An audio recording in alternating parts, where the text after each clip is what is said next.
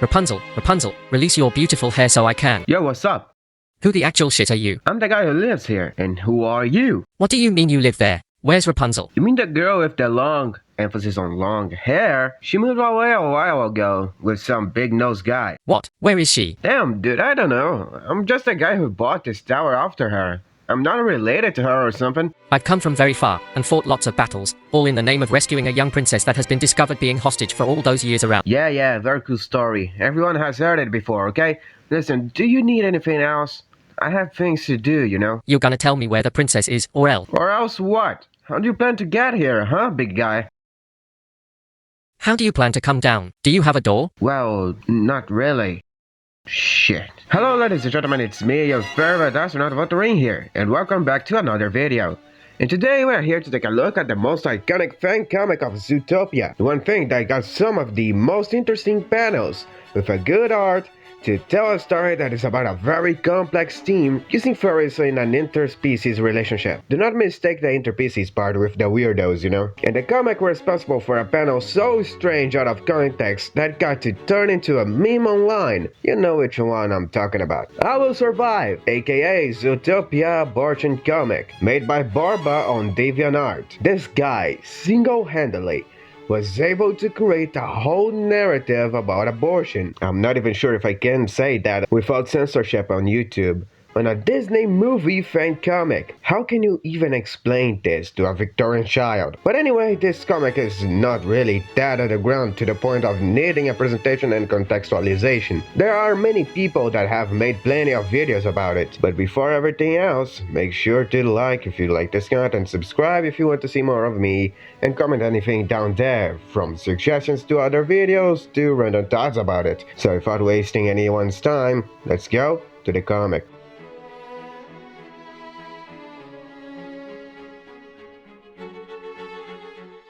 We begin this comic with a scene showing Judy and Nick's apartment on Zootopia. Judy's shown putting a pregnancy test on the bathroom counter and anxiously rooting for the results to show up.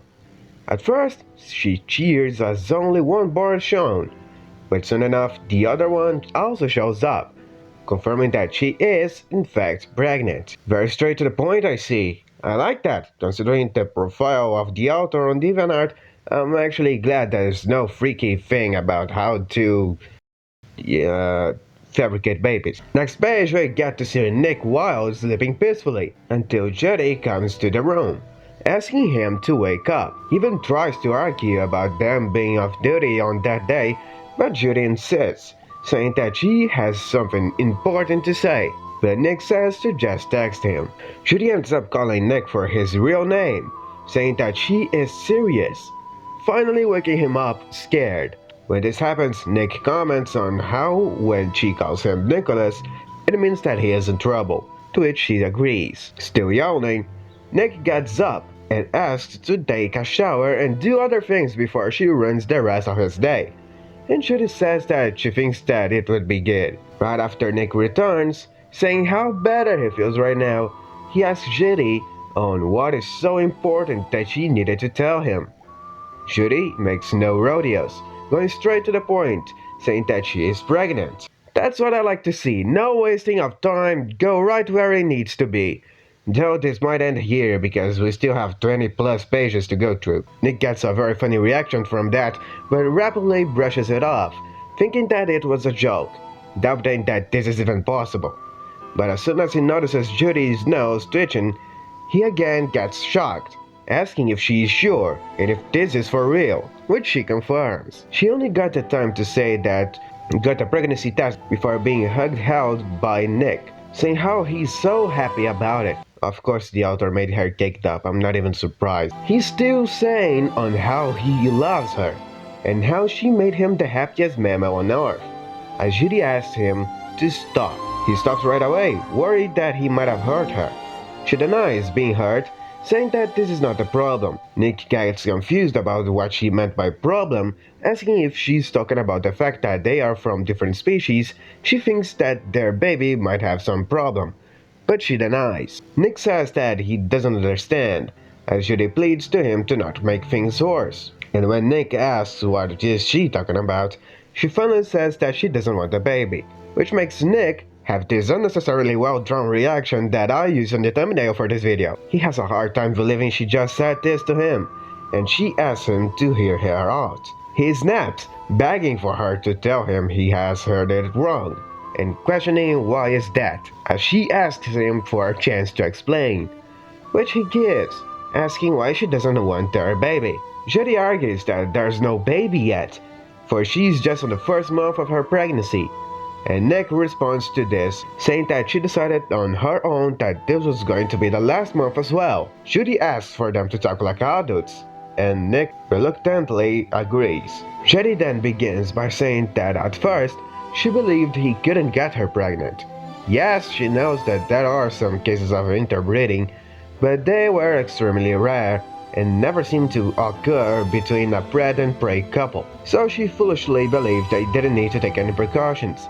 But she was wrong. Nick says yet again that he still doesn't understand why she's something we're never gonna know.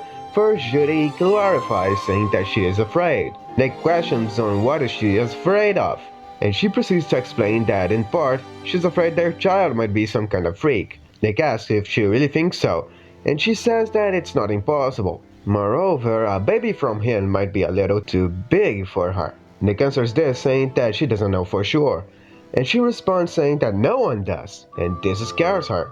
Nick then gets a guess on what she is trying to say, and asking if he hit the mark. Judy admits that she should have had this talk with him earlier. She's really sorry she didn't, and he has no idea on how hard it is for her to have to tell him these things, but she must say that she has another good reason for this. And when Nick asks about it, she says that it's her career. Nick questions about it, and holy shit, what a wall of text. It's a shame that I'm not reading all that. You know I'm about to be promoted to lieutenant, and if I accept this risky pregnancy, my career will be halted for months, or years, or even forever. In the worst case scenario, if I suffer any sequela of a ill-fated pregnancy. It's not only my life and my career that are in danger here, Nick. I became a symbol, an inspiration to those small mammals out there who also want to help make Zootopia a better place to live. The more I am successful in my career, the more they get confident in their own abilities. For this cause and to make this dream come true, I did my best and sacrificed many things. And I don't want to let these achievements slip through my fingers like sand. Nick says that this is it. Her career. He should have known she was going to throw that in his face, but she surprised him. He thought he knew her, but he was wrong. Judy snaps, saying that he has no right to say that to her. He knows who she is. He knows what she is. He knows what's at stake for her since they first met. And he knows very well that she did everything for her career. Nick responds to her snapping, saying that yes, he does know. It seems like she could even kill their baby for her career, which results to this. No, not this one. This one. No, not that either. Maybe this one?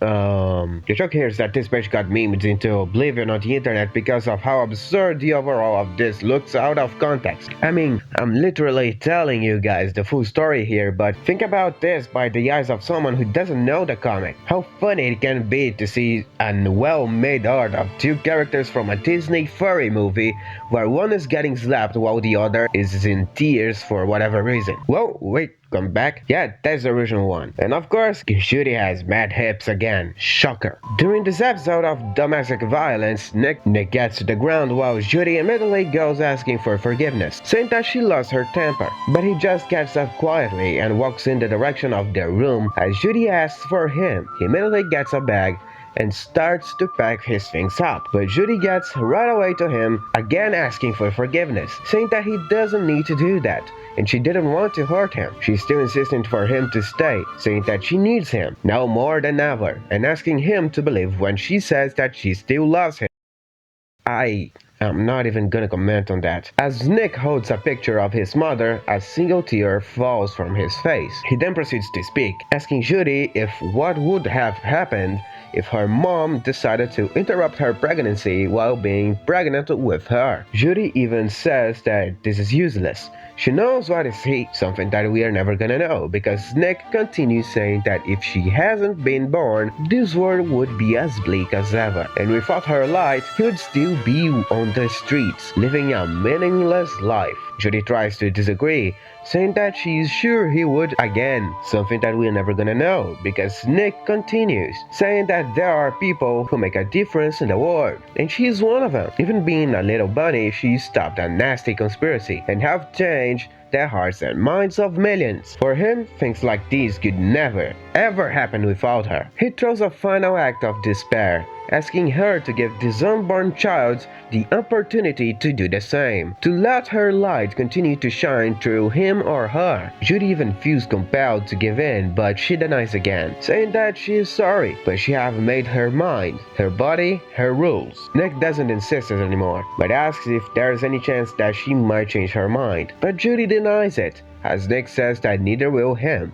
As he walks away to the front door, Judy comes right behind him, pleading him to stay and talk more about this. He then stops by the door, saying that if she wants to talk, there's something he would like to know. That is, why she didn't keep it a secret from him. Why she didn't get rid of their child without him knowing anything. But she says that this wouldn't be the most honest thing to do. Nick even gets surprised by this, and Judy says that she thought he deserved to know. But Nick just says that it would have been better for her, for them, if she had kept him in the dark about her premeditated sin. As he opens the door, saying goodbye to her, he leaves his keys in the key pot, as Judy screams, asking where is he going. But he assures her that she shouldn't worry, for he will survive, as we are shown the scar that Judy left on his cheek from that slap. By the way, yes, this is the title of a music. Judy gives him an ultimatum, saying that if he walks out that door, he doesn't have to come back anymore. But he doesn't listen to her,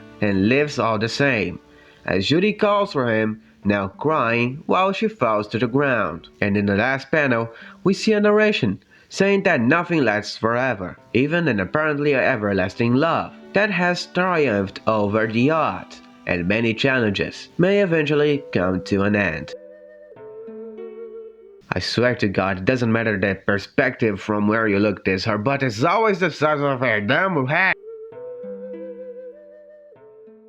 Well, ladies and gentlemen, that was the story of the Zootopia abortion comic, or at least the first part of it. Did I mention that this has a continuation? 2 more to be exact, and no, none of them gets any better than this. I can make a video about them if you guys want though. Honestly, I don't know what to think about this. Not the subject is being dealt with, I mean the overall of the comic. Some people say that this is a serious thing because it's too well made to be a satire or just for the funs, while others said that this is made for comedic purpose because it's a very absurd theme to be treated in a fan comic about furries from a furry movie. Oh, sorry, I forgot to mention that this is a Disney furry movie. Me personally, I think this is made to be taken seriously. Besides the quality of it, which is very undeniable to be good, being in a fan content doesn't really means a lot for this. I mean, we have numerous cases of fan content that is well written online. Hell, my channel is about reading fan content, and my most viewed videos are about fan contents that are actually good written. So yeah, this is my opinion on the comic. But what about yours? What do you guys think about it? Leave it in the comment, as well with your subscription.